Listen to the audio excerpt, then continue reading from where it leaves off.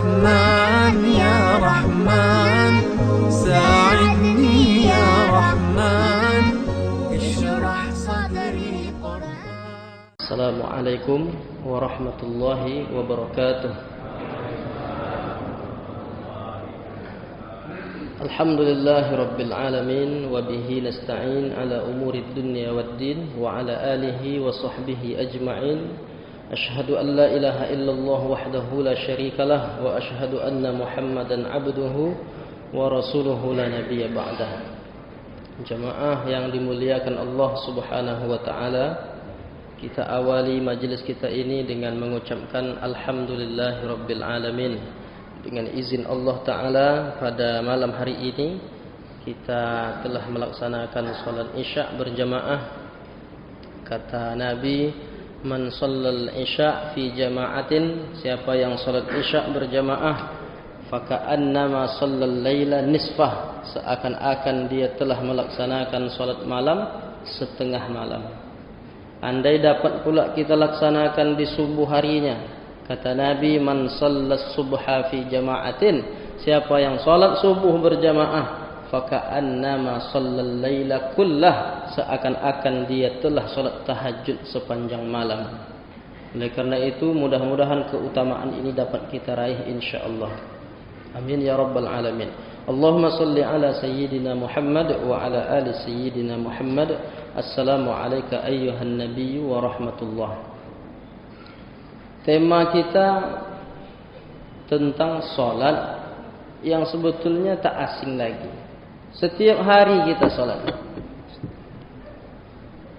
Bahkan sejak kecil kita sudah solat. Disuruh dalam agama kita, diperintahkan sejak kecil, diperintahkan oleh orang tua. Kata Nabi, muru auladakum bis solah. Suruh anak-anakmu solat.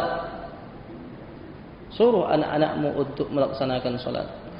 Wadribuhum bi ashrin. Saat umur 7 tahun, bi sab'in, ketika umur 7 tahun suruh salat. Sampai umur 10 tahun tidak mau salat, wadribuhum. Boleh memukulnya, pukulan mendidik, ghairu mubarrih, tidak berbekas. Pukulan mendidik tujuannya untuk mendidik. Dibenarkan dalam agama ini. Ini artinya bahwa solat itu penting. Umur 10 tahun itu belum lagi balik, belum lagi dia dibebani, bukan mukallaf, belum lagi dia akil balik. Tetapi 10 tahun, andaikan dia tak mau solat, boleh dia diberi punishment, hukuman. Begitu dalam agama ini. Berarti apa? Solat ini amat sangat penting. Sampai-sampai sejak kecil sudah diperintahkan.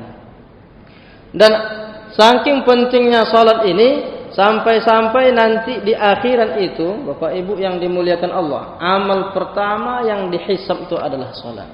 Makanya tetap penting kita mengkaji, mengulang-ulang kaji tentang salat kita ini. Kata Nabi, awwalu ma yuhasabu alaihi al-'abdu yaumal qiyamah as-shalah. Amal pertama yang dihisab di akhirat kelak itu adalah salat. Fa in saluhat, kalau baik salatnya, faqad aflaha wa najaha, maka beruntung dia, berhasil dia. Tetapi wa in fasadat, kalau rusak salatnya, faqad khaba wa khasira, sungguh celaka dia dan merugi dia. Kita tak mau, kita sudah salat tapi kita termasuk orang yang rugi. Kita sudah salat, kita termasuk orang yang celaka. Mengapa? Karena salatnya rusak. Wa in fasadat, kalau rusak salatnya, khaba wa khasira, celaka dan rugi. Maka karena kita tidak ingin sudah salat tapi celaka, sudah salat tapi rugi, oleh karena itu penting kita untuk mengkaji, memahami bagaimana sebetulnya salat ini. Nah, jadi dalam waktu 3 malam ini kita akan kaji, apakah tuntas atau tidak, kita lihat aja nanti. Ini kita awali kajian kita ini dari mulai niat takbiratul ihram sampai selesai. Maksudnya sampai selesai beberapa menit ke depan ini menjelang kita salat tarawih insyaallah.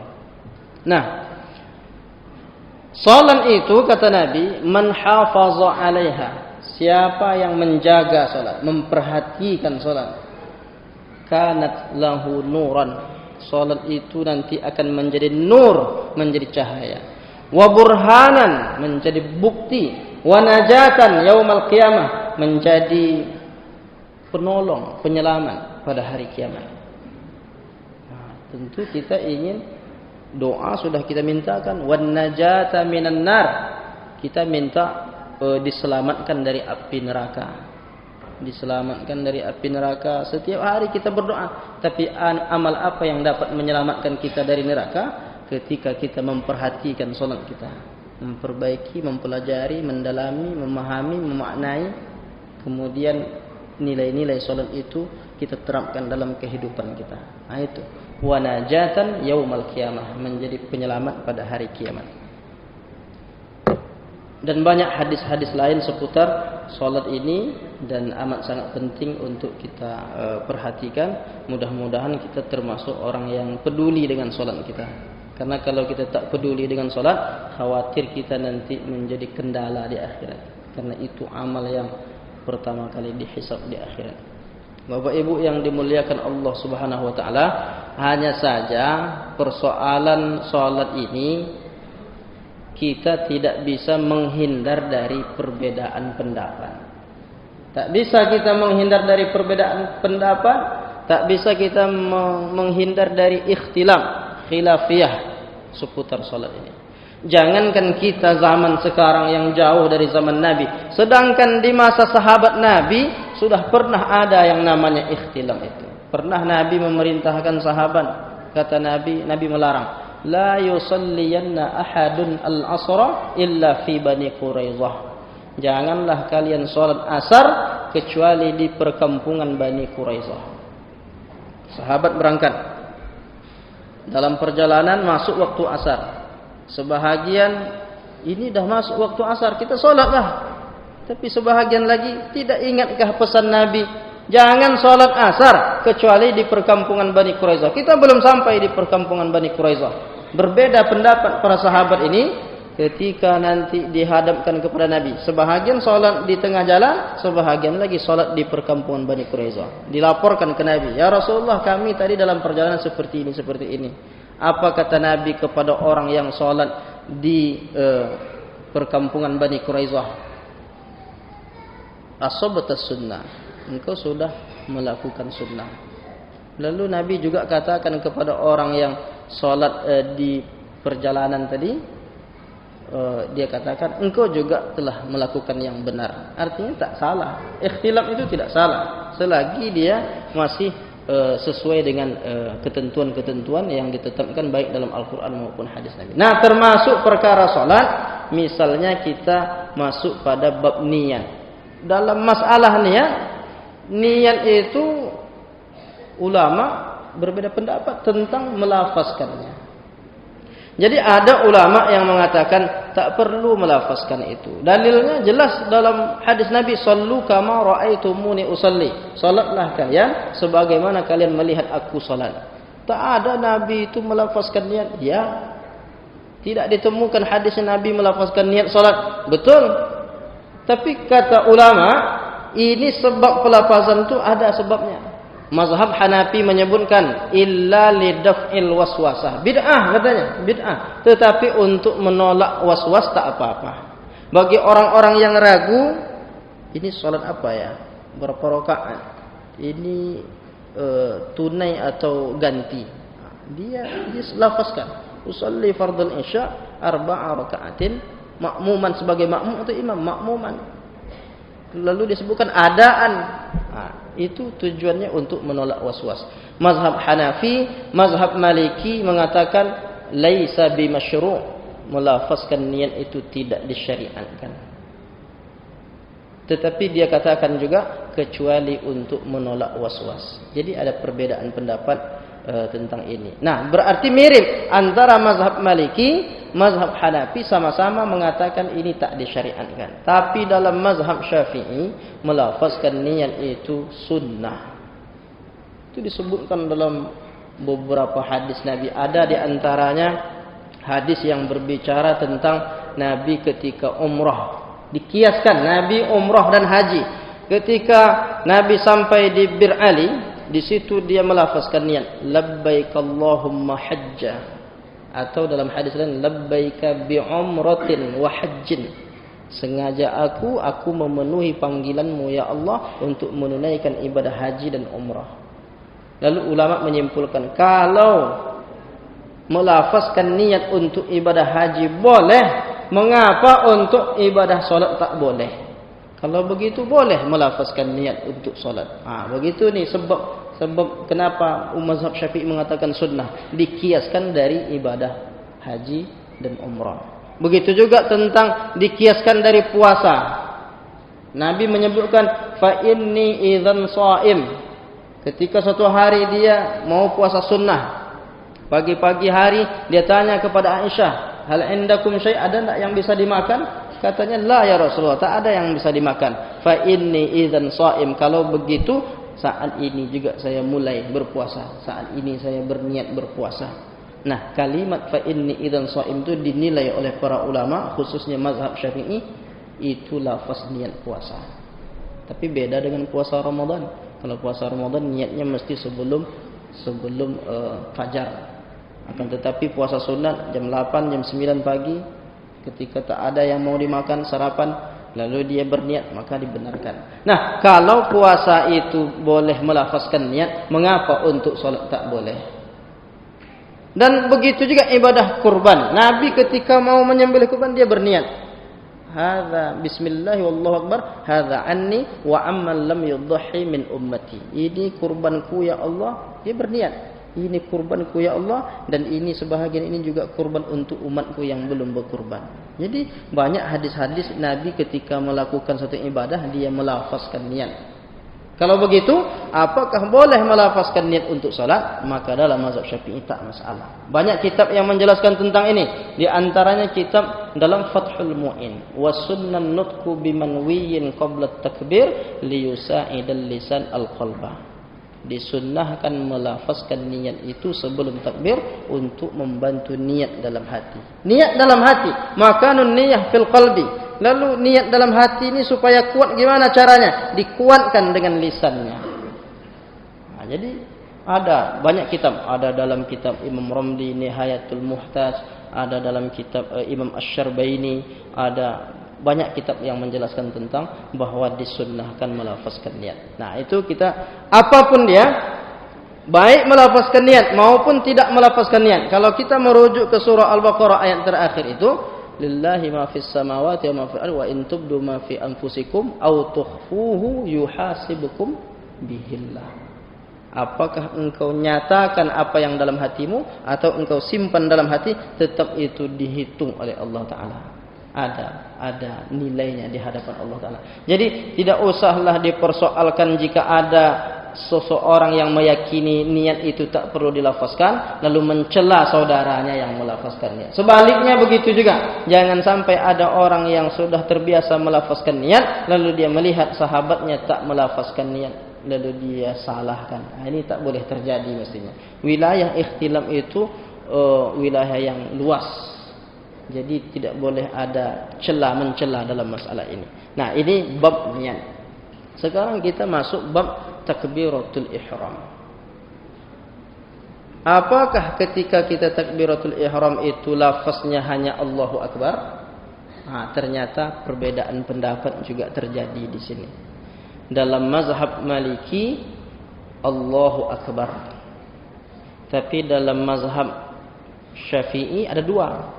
Satu Allahu Akbar, satu lagi Allahul Akbar pakai alif lam. Boleh dalam mazhab Syafi'i. Disebutkan oleh dalam kitab Fathul Mu'in. Disebutkan di sana bahwa melafazkan niat itu ketika mengucapkan takbir itu boleh dengan Allahu Akbar atau Allahul Akbar ittiba'an lis sunnah, karena mengikut sunnah, karena dia dinilai di situ ada hadis-hadis Nabi tentang itu. Tapi dalam mazhab Hanafi itu yang lebih berat kita menerimanya. Dalam mazhab Hanafi itu boleh melafazkan apa saja ketika takbir itu, yang penting lafaz itu mengagungkan Allah. Ini kalau kita tidak kaji betul, kita agak berat menerimanya. Kalau begitu, lafaz Allahu Akbar boleh, Allahu Karim boleh, Allahu Azim bisa, Allahu Jalil boleh juga. Allahul Ajal, Allahul Akram, Allahu Aziz, Allahu Sabur. Semua lafaz-lafaz mengagungkan Allah itu boleh dibaca. Begitu dalam mazhab Hanafi.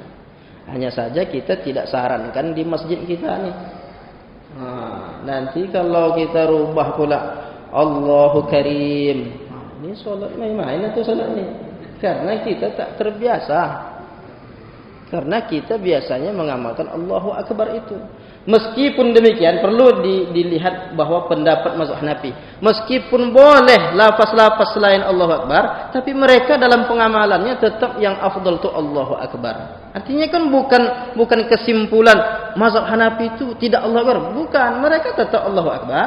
Cuma ada mungkin orang yang pas nyebut Allahu Akbar itu susah, mungkin, tapi dia dibenarkan menyebut lafaz yang lain. Intinya dia sedang mengagungkan Allah. Ketika kita baca kitab-kitab mazhab Hanafi itu, alasannya kata dia, sebetulnya yang diinginkan dari takbir itu lafaznya atau pengagungannya. Kita mulai salat itu kita mengagungkan Allah atau melafazkan. Kalau melafazkan, kalau tak diagungkan Allah, tidak sampai itu tujuan salatnya. Begitu alasannya. Oleh karena itu yang penting kita mengagungkan Allah. Tapi yang lebih unik lagi, dalam kitab Syekh Abdurrahman Al-Jaziri disebutkan di sana tentang tidak mesti kata Allah di pangkalnya. Jadi kalau umpamanya selain lafaz Allahu Akbar bisa disebut Allahu Karim, Allahu Rahman, Allahu Rahim. Tidak mesti katanya. Bahkan boleh saja kalimat Allahnya di belakang, umpamanya Subhanallah. Jadi dia angkat tangan, Subhanallah. Itu kan agak aneh juga itu. Apalagi Astaghfirullah, itu kan. Mulai sholat kok istighfar. Apalagi Innalillah. Ini siapa nih yang meninggal nih? Biasanya orang asosiasi. Tapi begitulah perbedaan pendapat. Meskipun berbeda begitu, mereka tetap juga dalam prakteknya. Kalau kita lihat umpamanya di India, Pakistan, itu kan bermazhab Hanafi, tetap Allahu Akbar juga. Cuma mereka membolehkan jika ada orang yang mau demikian, tetap dia dinilai sebagai solat. Itu alasan mazhab Hanafi. Walhasil intinya masalah takbir itu kita sedang mengagungkan Allah. Saat kita baca Allahu Akbar, kita sedang membesarkan Allah. Allah Maha Besar. Aku kecil ya Allah. Maka tak pantas aku menyombongkan diri. Begitu pemahaman tentang takbir. Sekarang, apakah takbiratul ihram itu dilakukan dengan cara mengangkat tangan atau mengangkat tangannya takbir dulu? Nah, sekarang begini, kita ambil beberapa hadis. Di antara ada hadis sebelum takbir. Jadi dia angkat sebelum takbir itu angkat tangan dulu. Yang dalam hadis disebutkan hazwa mankibai. Nanti kita analisa juga ada hadis yang lain. Dia angkat tangan, setelah dia angkat tangan, Allahu Akbar. Itu hadis pertama. Hadis yang kedua bersamaan dengan takbir. Ini hadisnya hadis Sahih Bukhari dan Muslim. Ada hadis Muslim, ada hadis Bukhari Muslim, ada hadis Muslim. Disebutkan di situ. Ketika Rasulullah mengangkat tangan bersamaan takbirnya dengan mengangkat tangan Allah, itu yang kita amalkan. Jadi yang bersamaan ada juga, yang angkat tangan dulu bisa juga. Bahkan ada lagi satu hadis riwayat dari Malik bin Huwairis, itu disebutkan praktiknya dia Allahu Akbar dulu baru angkat tangan. Nah ini kan agak aneh nih bagi sebahagian kita yang tak pernah mungkin kita mempraktekkannya. Dia tangannya masih di bawah, Allahu Akbar baru angkat tangan. Rasanya kita pun tak pernah amalkan itu. Tapi andaikan ada yang mengamalkan begitu, ada hadis-hadis seputar itu. Nah sekarang mengangkat tangan itu sampai di mana? Hadis pertama mengangkat tangan setentang bahu. Ada hadis yang kedua mengangkat tangan syahmati uzunaihi sampai ke daun telinga. Jadi ada yang hazwa mankibaihi, ada juga sampai daun telinga. Bahkan ada hadis yang sampai ke dada saja. Jadi 3 dalam masalah ini tentang mengangkat tangan itu. Kemudian bagaimana meletakkan tangan? Nah, meletakkan tangan ini ikhtilaf. Ada ulama yang mengatakan khususnya ulama mazhab Hanafi Hambali, sepakat meletakkan tangan itu di bawah pusar. Pusar di sini. Nah, jadi Allahu Akbar. Jadi kalau ada orang salat gini, ada dua kemungkinan. Kalau tak mazhab Hanafi, mazhab Hambali. Ada orang salat Allahu Akbar. Nah, ini dua juga. Kalau tak mazhab Maliki, mazhab Syafi'i. Tahta sadri, di bawah dada, fauqas surrah, di atas pusar. Ada orang salat Allahu Akbar. Ah, itu mazhab Maliki juga. Jadi yang lepas ke bawah itu mazhab Maliki. Jadi ada dua versi dalam mazhab Maliki. Satu dia biasa, satu lagi lepas ke bawah. Alasannya apa? Kalau dia saat bersedekap itu di bawah pusar, di atas pusar, di bawah dada ini, dengan niat bersandar, maka dia tidak boleh, maka harus dilepaskan. Tapi kalau dia niatnya tidak bersandar, memang niat mengikut sunnah, tak apa-apa. Nah, itu masalah. Jadi kalau ada nanti kita lihat ada orang sholat Allahu Akbar, nah, itu kita sudah dapat menebaknya. Oh, ini kemungkinan mazhab Maliki ini, karena dalam mazhab Maliki dilepaskan ke bawah. Nah, itu diantara hal-hal. Cuma kalau kita mau jadikan dia sebagai imam, kita masbuk, orang dah selesai sholat, dia masih masbuk juga, kita mau tepuk punggungnya. Atau dia baru mulai sholat sunat, kita tak tahu dia sholat sunat atau wajib, kita mau jadikan dia imam, mau kita tepuk punggungnya, ragu kita, padahal dia dah mulai Allahu Akbar. Oh, mungkin dia belum mulai sholat, tiba-tiba kita tunggu-tunggu, tiba-tiba rukuk aja dia. Nah, itu bisa jadi terjadi itu bagi orang yang bermazhab Maliki. Ikhtilaf, berlapang dada dengan ikhtilaf. Jadi keempat-empat mazhab itu hanya itu aja pilihannya.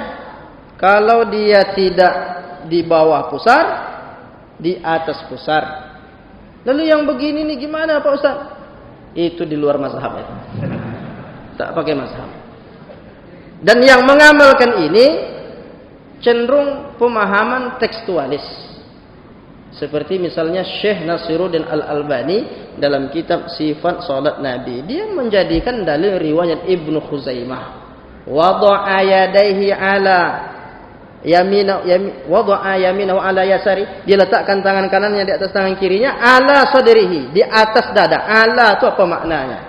Apakah selamanya ala itu diartikan atas? Dianalisa oleh Ibnu Hajar Al-Asqalani. Kata Al-Hafiz Ibnu Hajar Al-Asqalani dalam kitab Fathul Bari, dijelaskan, adapun jika ada ulama yang mengatakan bahwa meletakkan tangan itu di atas dada, itu karena memaknai hadis itu secara tekstual. Disebutkan begitu. Kenapa? Karena ala itu tidak selamanya bermakna di atas. Ala itu bisa bermakna dekat. Ala itu bisa bermakna berdampingan, berhampiran. Ala itu bisa diartikan di. Kenapa? Karena dikaitkan dengan hadis riwayat Al-Bazzar. Nah, hadis riwayat Al-Bazzar itu menyebut dia letakkan tangan kanan di atas tangan kiri, inda sadrihi, dekat ke dada. Oleh karena itu kami memilih, kata Imam Nawawi, karena dia bermazhab Syafi'i, kami pilih dalam masalah hadis meletakkan tangan ini tahta sadri fawqa surrah, meletakkan tangan itu di bawah dada, di atas pusar. Nah, inilah. Ini kalau kita lanjutkan tak selesai nanti kan? Masih ada iftitah. Nah, tapi mungkinkah kita selesai sampai salam? Wallahu a'lam bishawab. Insyaallah 2-3 hari ini kita akan usahakan bisa selesai. Tapi inilah hal-hal yang penting untuk kita kaji untuk periode pertama ini atau bab 1 ini tentang berniat kemudian takbiratul ihram, meletakkan tangan. Saya kira ini pendahuluan. Kalau ada hal yang mau ditanyakan sebelum tarawih 1 atau 2 bolehlah. Kalau ada yang mau bertanya. Alhamdulillah. Alhamdulillah, tak ada yang bertanya. berarti paham semuanya. Nah, itu kan paham semuanya. Mudah-mudahan bermanfaat kajian kita ini. Kita cukupkan. Subhanakallahumma wa bihamdika asyhadu an la ilaha illa anta astaghfiruka wa atubu ilaik. Wassalamualaikum warahmatullahi wabarakatuh.